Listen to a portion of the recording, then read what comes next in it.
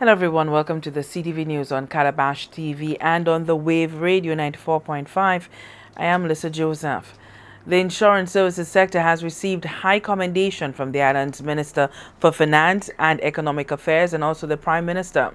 Dr. Kenny Anthony told members of the Insurance Council of St. Lucia that players survived one of the toughest financial periods, not just in the country's history, but the Caribbean. Speaking at the Council's 40th anniversary ceremony, the Prime Minister said the sector must now evaluate its offerings and its relevance in the market by getting more involved in efforts to influence policy. Government, he said, has played its part reforming the legislative environment with the introduction of the Financial Services Regulatory Authority Act of 2011, which was operationalized last year. The Eastern Caribbean Central Bank, the ECCB, Dr. Anthony noted, is increasingly more involved in the financial services sector.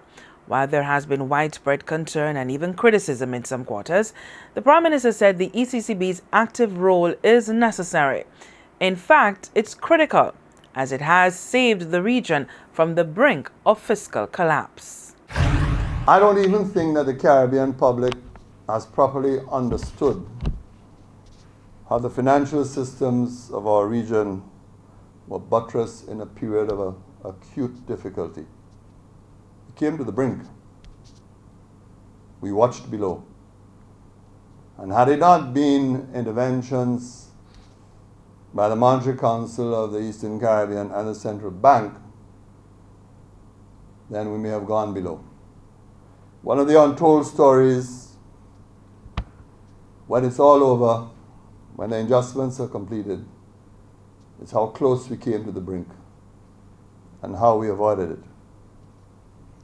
It's always a difficult matter to speak about these things because speaking sometimes produces more anxiety than anything else. And you get the consequences that you do not intend or do not want. But someday I hope that those of you who are involved in the financial sector can be told the real story of how close we were and what we had to do to move away from that brink. Dr. Anthony also highlighted the challenges associated with a progressive society where advancements in health and lifestyles demand more from insurance providers.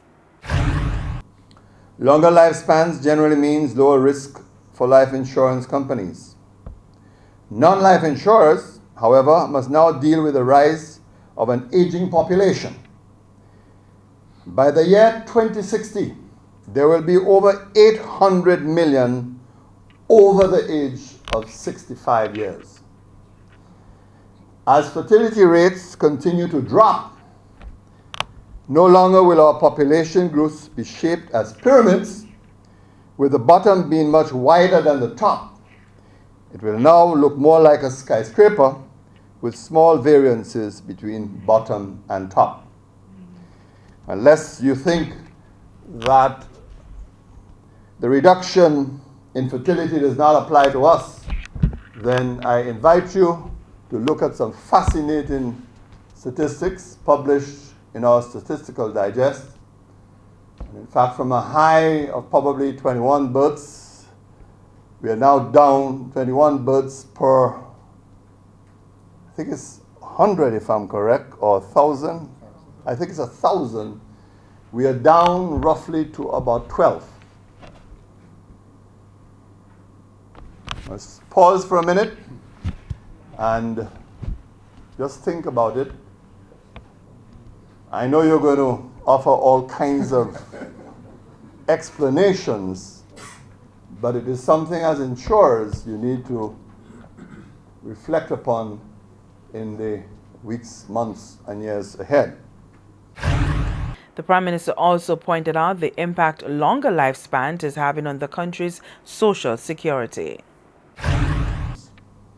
A whole new class of drivers over 75 will emerge, possibly impacting premiums of policies which cover the driver and not just the car. And this is a demographic trend that St. Lucia is not immune to, as I tried to explain a few moments ago.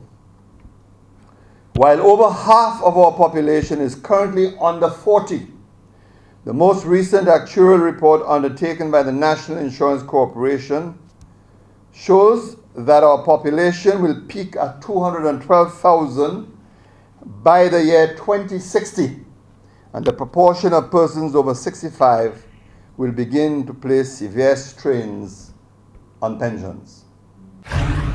Dr. Anthony called on the insurance services sector to pay more attention to matters of climate change, as this is a threat to the sector. He suggested that providers engage in business models that speak to risk reduction.